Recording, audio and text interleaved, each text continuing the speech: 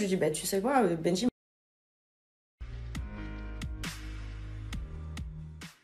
Je lui dis, bah tu sais quoi, Benji m'a inventé une tromperie avec lui. Bon, on était séparés depuis au moins 3 semaines, donc ça n'aurait même pas été une tromperie, mais bon, c'est pas grave.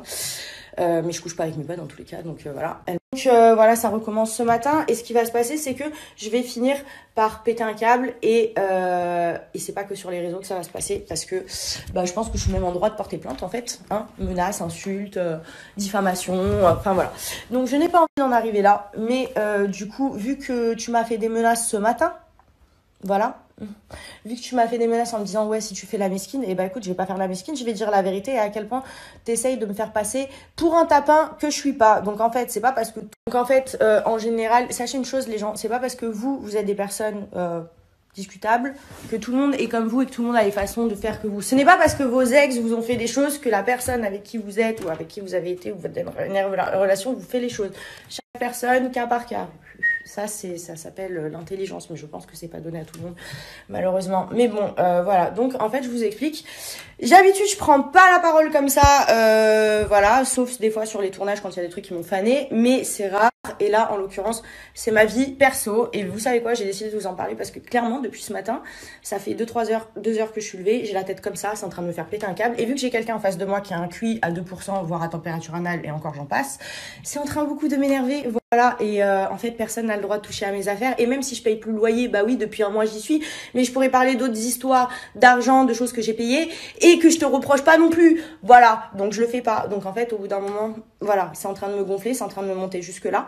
Et en fait, bah vu que malheureusement je me prends des menaces et qu'on me dit ouais si tu fais la misquine sur les réseaux, je t'allume. Et ben écoute, on va dire la vérité comme ça, tu vas allumer personne en fait. Voilà ce qui va se passer. Donc du coup, tu touches pas à mes affaires. Et je vais venir les récupérer. Et sache une chose, c'est que si je suis pas venue faire mes cartons depuis là, c'est parce que la prochaine fois où tu vas me voir, je vais venir, je vais faire mes cartons, je vais les mettre dans le camion, je vais te rendre les clés et tu me verras plus jamais. Donc voilà. Voilà, enfin bref, sur ce, arrêtez de croire que parce que vous croisez des gens, potes, des filles, des mecs, potes, que ça y est, il se passe des trucs. Oui, hier j'étais en boîte avec mes potes mecs. Oui, j'ai dansé avec tous mes potes mecs. Et oui, mon pote me tenait comme ça par l'épaule. D'ailleurs, je vais vous mettre la vidéo parce que c'est très très drôle. Bref, tout ça pour dire que j'aurais apprécié avoir une rupture à peu près normale. Hein. J'aurais apprécié que ça se finisse à peu près bien et avoir à peu près des bonnes relations.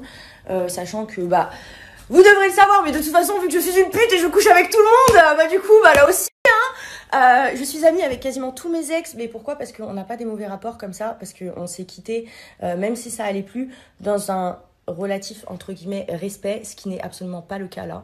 Et vraiment, c'est en train de me faire serrer, mais vous savez pas à quel point.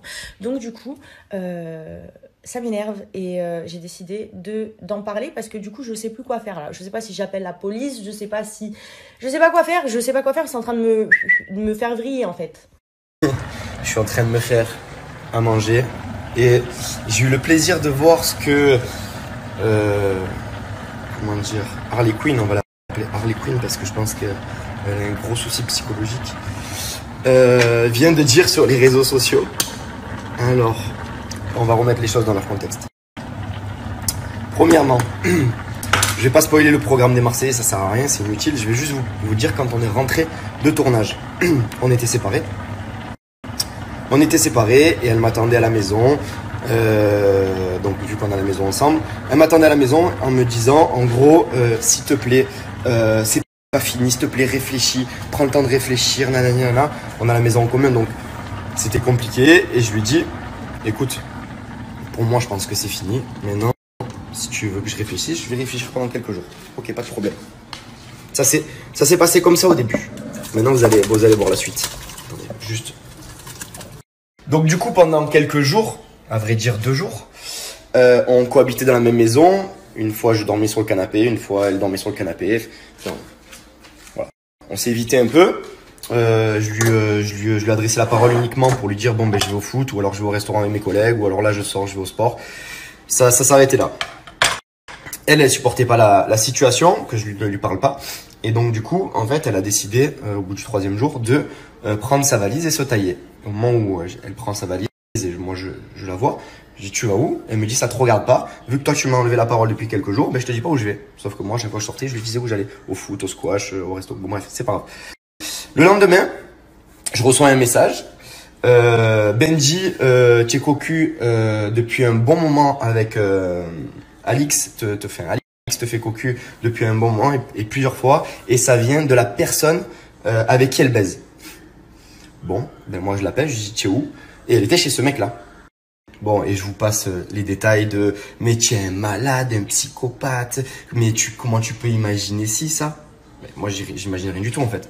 C'est-à-dire que tu pars la veille, tu me dis pas où tu vas, j'apprends que tu vas sur Paris, tu vas dormir chez un mec et moi en fait au final je reçois un message avant de savoir que tu as dormi chez un mec en disant que tu baises avec lui et que c'est pas la première fois, que ça vient de lui-même. Bon bref. Ça à la limite, si elle m'avait pas demandé de réfléchir avant, qu'elle le fasse. Bah, grand bien lui fasse, je m'en fous. Mais pourquoi tu me demandes de réfléchir, tu me supplies, tu pleures et derrière tu vas faire ça en fait. Bref, allez, imaginons qu'il ne s'est jamais rien passé. Non, non. Bon bref, elle part à Montréal. Avec qui? Avec cette personne. Bref. Et hier, cette nuit, je reçois un message comme quoi, genre, je reçois une vidéo de elle, lui, le bras sur elle, elle lui tenant la main, comme un vrai couple. Il n'y a pas de truc bizarre. Hein. Et là, je lui dis, ben, c'est simple, en fait, tu vas venir. Du coup, moi, ce matin, je lui envoie un message en lui disant, écoute, c'est simple, tes affaires, je vais les mettre dans un carton parce qu'en fait, c'est simple. Ça fait un mois, elle ne vit plus ici, c'est-à-dire qu'elle paye pas le loyer. Elle laisse ses affaires là et en gros, elle vit à Paris, elle fait sa life et en gros, moi, je suis dépendant d'elle, en gros, c'est chez elle, mais elle fait sa life partout. Elle cherche un appart et tout, mais moi, c'est pas chez moi, c'est encore chez nous, pas du tout. Tu payes pas le loyer, tu fais rien, tu vis ta best life. Ben, moi aussi, je fais ma life, mais quand je rentre ici, c'est chez moi. Donc en fait, tout simplement, ces affaires, je veux les mettre dans un carton, puisqu'elle ne paye plus le loyer non plus, et les donner à sa meilleure amie, et puis terminer. Je vais changer la serrure, et tout ça, tout simplement. Le bail est à mon nom, la maison est à mon nom, tout. Et elle ne vit plus là. Donc en gros, en fait, si pendant 2 ans, elle vient pas récupérer ses affaires ici, elle paye pas le loyer, c'est quand même chez elle. Ah, moi j'en ai marre, moi. Et vous savez pas toute la vérité, tout. Et croyez-moi, vraiment croyez-moi, le diable n'est pas souvent celui qu'on croit. Voilà, sachez ça. Je vais juste dire ça. Je veux bien passer pour le connard parce qu'on voit des choses dans la bande-annonce, etc. Mais croyez-moi,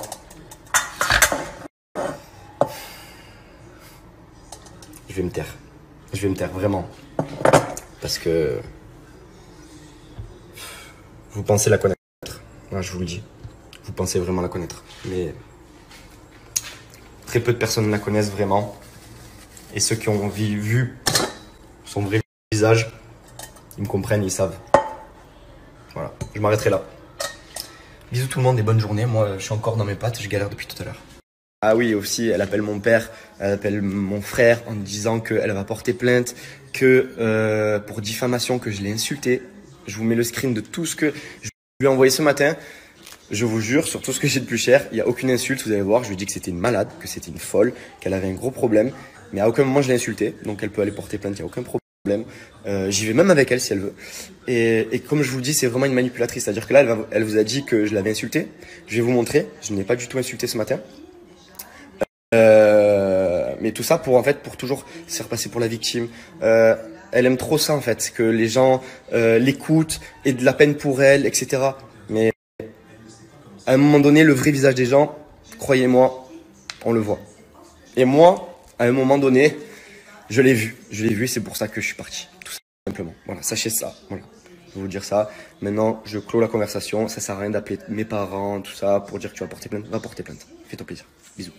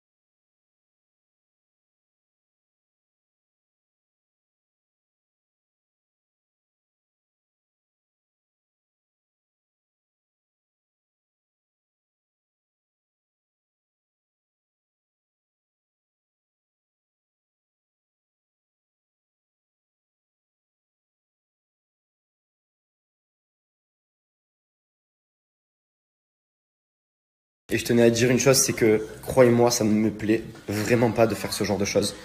Je suis quelqu'un de très pudique dans mes relations. Quand ça va pas, j'aime pas le dire. Et je comptais jamais parler de cette situation-là. Alors je sais, il y en a beaucoup qui m'ont dit que c'était injuste parce que vu qu'on vous partageait notre quotidien et tout, de pas comprendre pourquoi, etc. Ça semblait un peu injuste. Mais pour ma part, je suis quelqu'un de pudique et je n'aime pas partager le mauvais sur les réseaux. Donc c'est pas de moi de faire ça, mais évidemment quand je vois que madame se fait passer pour une victime encore une fois et veut attirer la peine des gens, je suis obligé de remettre un peu les pendules à l'heure. Voilà. Sachez une chose, c'est que ça me fait pas du tout plaisir et qu'au contraire, franchement, ça me désole en fait d'en arriver là. Et voilà. Bon, l'épisode 2, j'avais dit que j'arrêtais d'en parler, mais à chaque fois qu'elle remixe, je vais l'appeler Cathy Guetta. Ce sera pas Harley Quinn, Cathy Guetta, parce qu'elle remixe. Fin de tournage. Fin de tournage terminé. Donc moi je lui dis que c'est terminé entre elle et moi. Elle me supplie pour que ça ne le soit pas.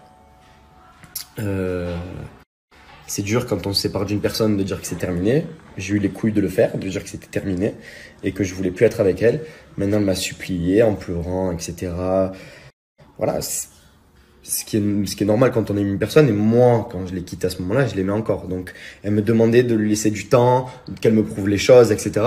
Et moi, je voulais la quitter. Je voulais pas revenir en arrière. Mais ça a été dur et je lui ai dit, écoute, on verra en France. On verra en France. Je lui ai pas dit, on est ensemble. Je lui ai dit, on en discutera en France. C'est la seule chose que je lui ai dit. Mais je lui avais dit que c'était terminé. C'est terminé, etc. Elle me dit, s'il te plaît, laisse-moi te prouver les choses. Donc je lui ai dit, écoute, on en rediscutera en France. On aura une conversation en France. C'est tout. Tout simplement. Rentrer en France, j'arrive à, je crois, midi ou 11h en France, à la maison. Donc, pas là. La meuf, elle est pas là, pas à la maison, rien. Ok, je passe toute la journée, toute l'après-midi seul. Et au final, vers 18h, il y a mes amis qui m'appellent et qui me disent, ouais, tu fais quoi? Ça fait 5 semaines que je suis plus là.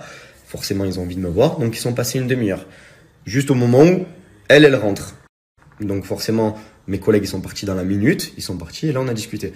Elle voulait discuter, elle voulait me prouver des choses. Moi, dans ma tête, c'était déjà fini. Sauf que elle m'a supplié, elle m'a dit, s'il te plaît, réfléchis, etc. C'est compliqué. Je lui ai dit, ok, pas de souci, je réfléchis. Et c'est à ce moment-là que tout s'est décanté, toute l'histoire. Mais limite, si tu me dis de pas réfléchir, c'est fini. Que tu ailles sur Paris, à Grenoble, à Angers ou à Mulhouse, c'est ton problème, ça m'aurait pas. Mais ne me demande pas de réfléchir si derrière, tu vas faire des actions bizarres. Et pour la suite de toute ta story, moi je vais être beaucoup plus bref qu'elle. Quand je dis que je veux mettre ses affaires dans des cartons, je vais vous expliquer pourquoi. Parce qu'en fait, tout simplement, Alix a un appartement déjà sur Paris et depuis le début qu'on est ensemble. Elle a un appartement dans le 19e, si je dis pas de bêtises. Et ça, depuis qu'on est ensemble, elle l'a jamais lâché. Elle a toujours eu cet appartement. Donc en fait, de dire qu'elle a tout déménagé toute sa vie pour venir ici à Marseille, d'un côté c'est vrai parce que elle est venue, mais avec seulement 2 valises, pas toute sa vie. Elle a gardé son appartement là-bas où il y a toutes ses affaires encore. Et elle a construit sa vie ici pendant 1 an. Mais quand elle est remontée sur Paris, elle a encore un appart. Là, elle vit chez son pote, mais elle a un appartement dans le 19e.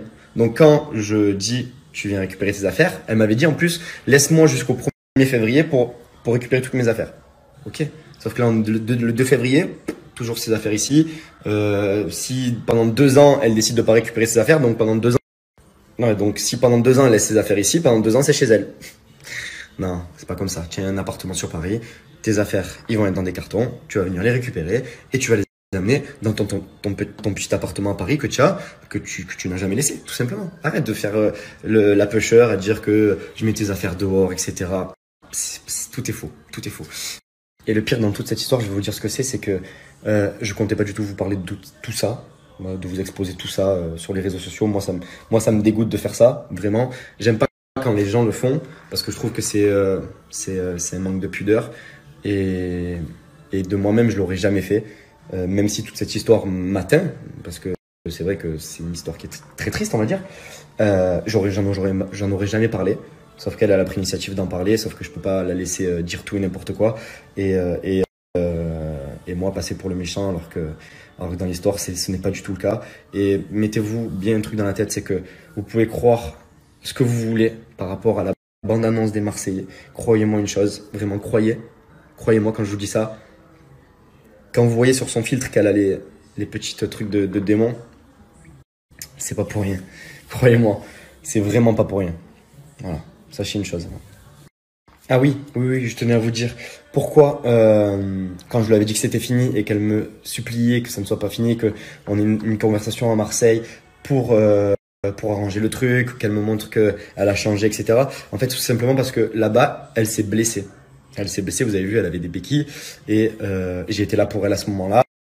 Et c'était au moment où je lui avais dit que c'était terminé et je me voyais mal lui dire écoute, c'est fini, nanana. Et ça me faisait de la peine de la voir dans cet état-là. Voilà. Donc, c'est pas une excuse voilà. J'avais dit que c'était terminé bien avant qu'elle se blesse et de la voir dans cet état-là, qu'elle me supplie en pleurs qu'on ait une conversation à Marseille. J'ai été faible en fait. Au final, c'est ma faute. J'aurais dû refuser la conversation et puis voilà. Bref. Voilà. Je crois que j'ai fait le tour. Voilà. Suite au prochain épisode peut-être. Hein. Mais en tout cas, moi, ça me saoule d'en parler. Mais bon, faut toujours faire sortir la vérité. Et oui, je tenais aussi à rectifier une chose, c'est que quand elle dit que mon frère et ma mère étaient au courant qu'elle montait chez ce fameux mec quand elle montait sur Paris, c'est faux. J'ai eu ma mère le lendemain au téléphone, elle m'a dit oui, elle m'a dit qu'elle montait sur Paris. J'ai dit oui, d'accord maman, mais est-ce qu'elle t'a dit qu'elle allait chez ce mec-là? Elle m'a dit non. J'ai dit parce que c'est ce qu'elle est en train de dire. Elle dit oui, moi aussi, elle m'a dit que, mais oui Nathalie, je te l'ai dit que j'allais chez ce mec. Sauf que ma mère, non, ma mère on lui fait pas. Elle a essayé de rentrer dans son cerveau. En lui disant, mais si je te l'ai dit que j'allais chez ce mec, non, tu lui as pas dit. Oui, tu as dit que tu allais sur Paris, c'est tout. Mais pas chez ce mec-là. Arrête tellement tes délits. Mon frère, je sais pas, parce que mon frère, le truc, c'est qu'il a toujours voulu qu'on se remette ensemble. Donc, il a jamais été très objectif. Donc, je saurais jamais. Mais en tout cas, ce qui est sûr, c'est que ma mère, le lendemain, elle l'a appelé, Alix a appelé ma mère en disant, mais oui, je te l'ai dit, Nathalie, que j'allais chez ce mec-là, nanana. Sauf que ma mère, quand je l'ai vu au téléphone après, elle m'a dit, je m'en souviens pas. Je m'en souviens pas.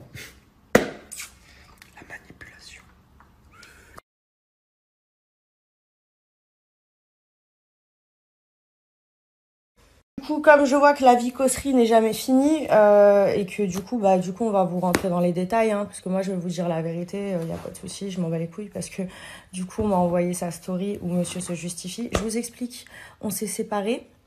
Je vais vous donner les raisons parce que, comme il l'a dit, nous n'allons pas spoiler le programme. Maintenant, faut savoir que Benji a été à un moment du tournage, en dehors du tournage, avec moi. Je vous dirai pas pourquoi. Bref.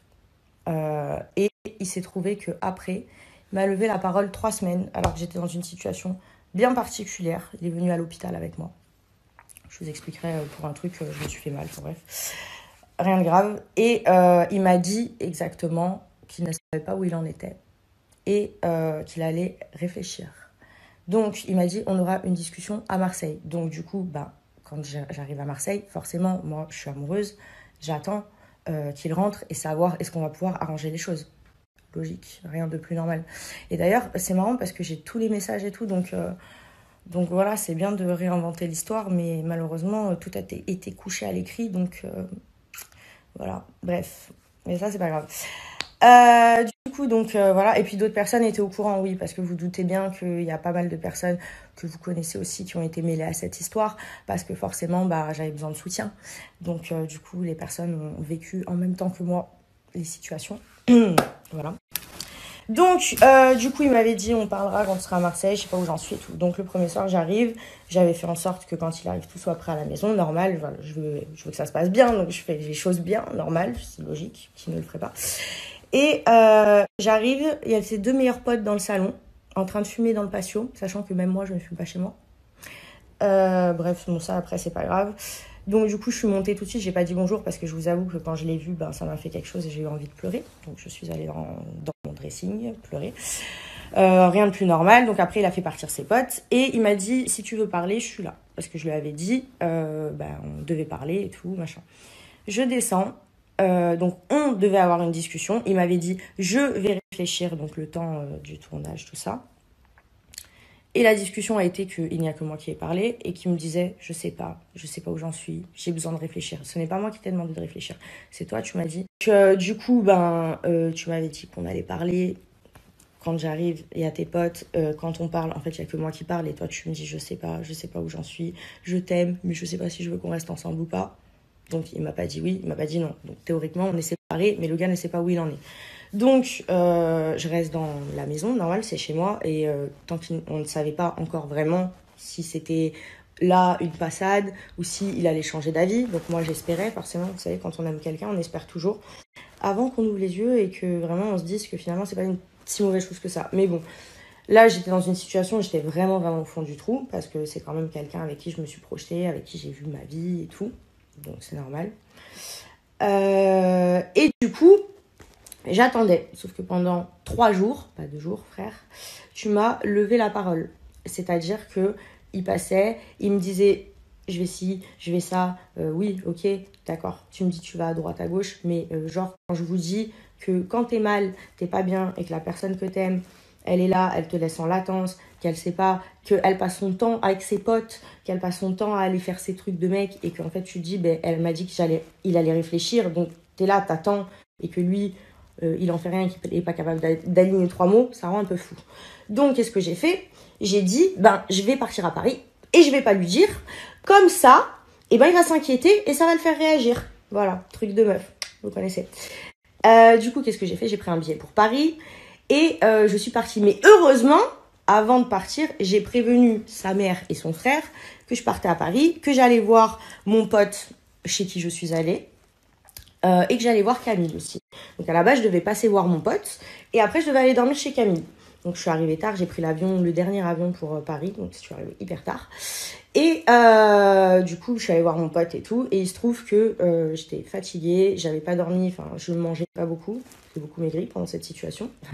D'ailleurs, c'était pas mal parce que ça m'a permis de perdre du poids, en plus du poids que je voulais perdre, donc c'est bien. Bref, du coup, donc je dormais pas, je mangeais pas, je me levais très tôt. Du coup, ben voilà, et je me suis endormie chez mon pote.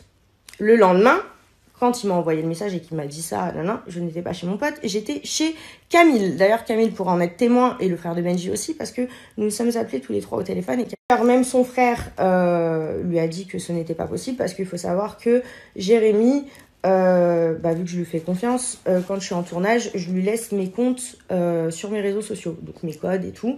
Parce que quand il met mes placements de produits, etc., je les enregistre, c'est lui qui les met.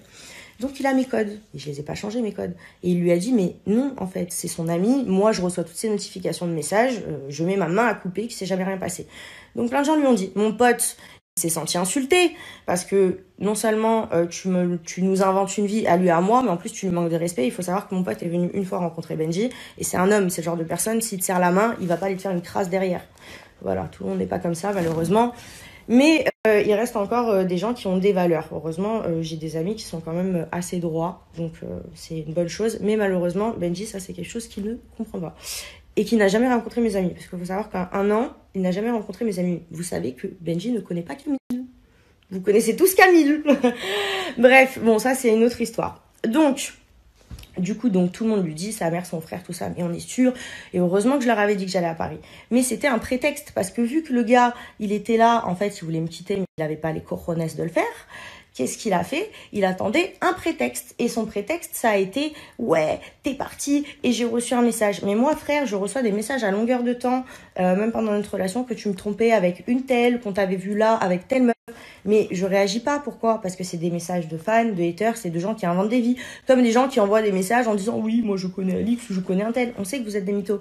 Donc je vais pas prêter attention à ça. Mais là, t'as prêté attention à ça parce que ça t'arrangeait. Bref, du coup, je me suis mis dans un état pas possible parce que le mec, il m'appelle, il m'insulte de tous les noms, il m'invente des trucs. Donc, mon pote l'appelle, il lui a carrément envoyé un message en lui disant, en fait, au bout d'un moment, tu ne mets pas mon nom dans tes histoires. Alix, c'est ma pote. S'il avait dû se passer des trucs, ça fait, je sais même pas combien d'années ça fait qu'on se connaît, mais ça doit faire 4 ou 6 ans. Genre, vraiment, c'est genre, c'est mon frérot. Et je suis pas assez conne.